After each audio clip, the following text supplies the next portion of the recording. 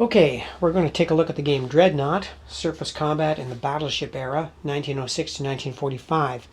It was published by SPI in 1975, and it's designed by John Michael Young and Irad B. Hardy. Now, I must say that this game is very representative of the types of naval games that SPI was producing at the time.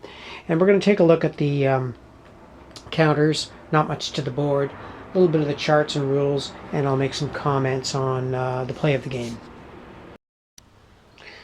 Okay, the rule book was pretty representative of the kind of rule books that SPI was doing at that time. It's not a complicated game. We're talking really only of, I'd say, 9 pages of rules and just several pages of scenarios and a couple of pages of optional rules.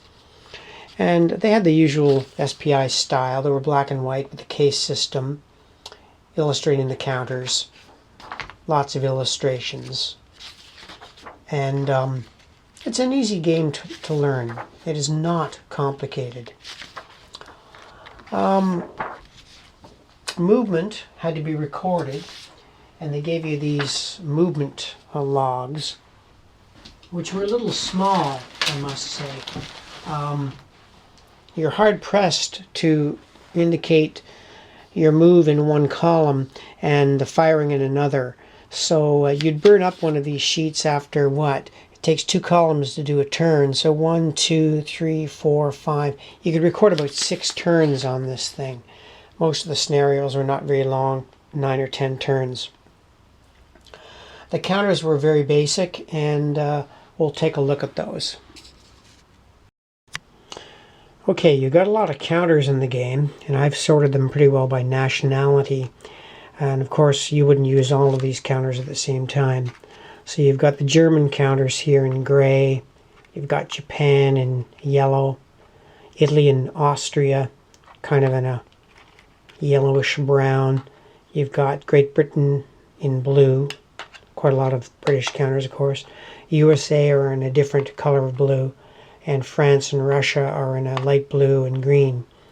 You've got torpedo counters and all of these various hit markers for 1 gun hit, 2 gun hits, 1 speed hit, half speed hit, that kind of thing. You get all these destroyers, lots of cruisers.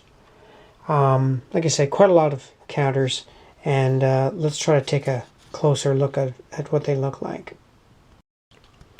Okay, before looking at the actual counters themselves, we'll give you an example of what the numbers mean. You can see in the upper left is the attack strength of the battleship. This is its defense or protection factor. This is the range allowance. That's the movement allowance, and that's the identification code. Now this particular one, that's a light marker, but the battleship marker has the same information. Let's take a look at Bismarck here.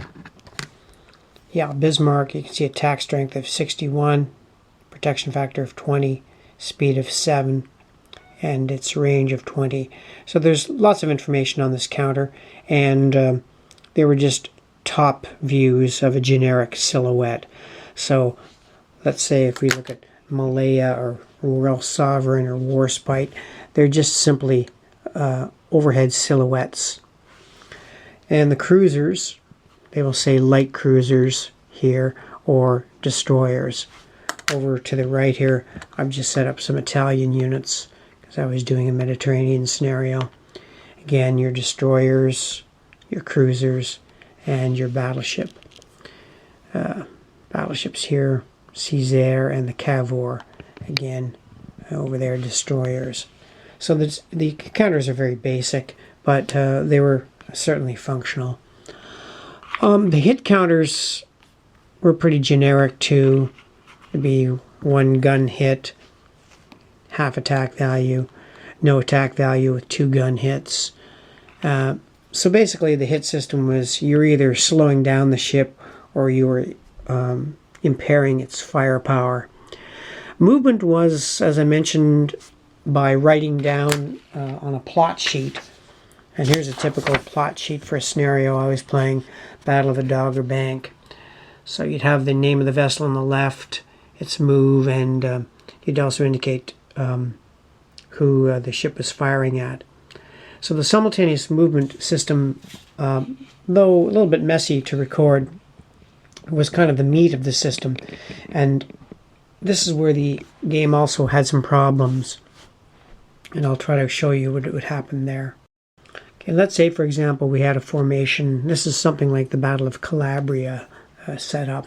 You've got the 3 British battleships here with the screening destroyers and the Italian battleships and their destroyers.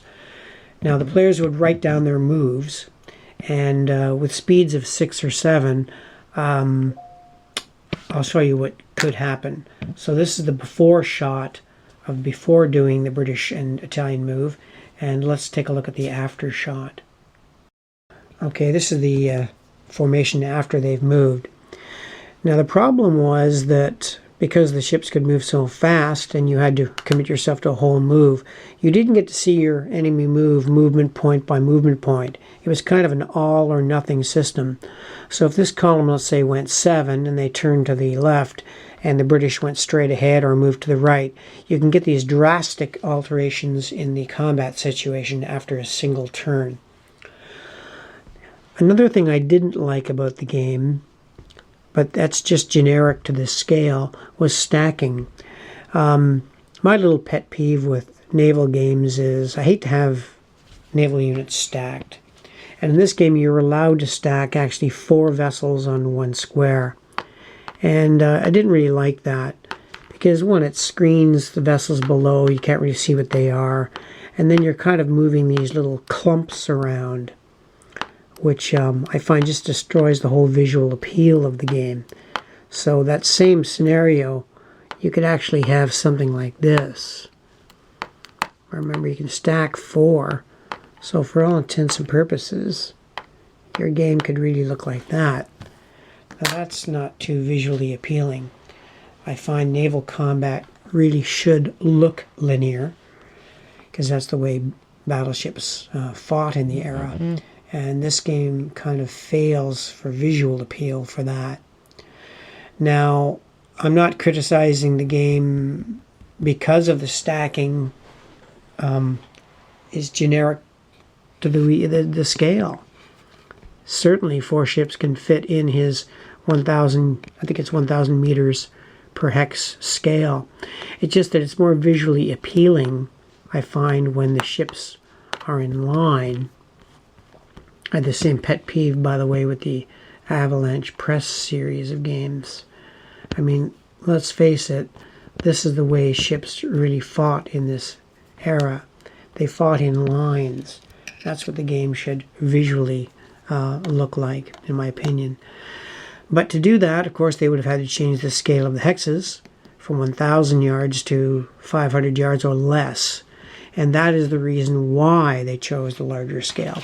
You just wouldn't have enough room to play large battles like Jutland in the physical area of space that they're giving with these 6 smaller maps. So that's something you have to live with this game. Now, the other kind of bad thing is the combat system. It's very simple and it's very black and white. It's kind of all or nothing. You either hit or you don't, which kind of makes sense.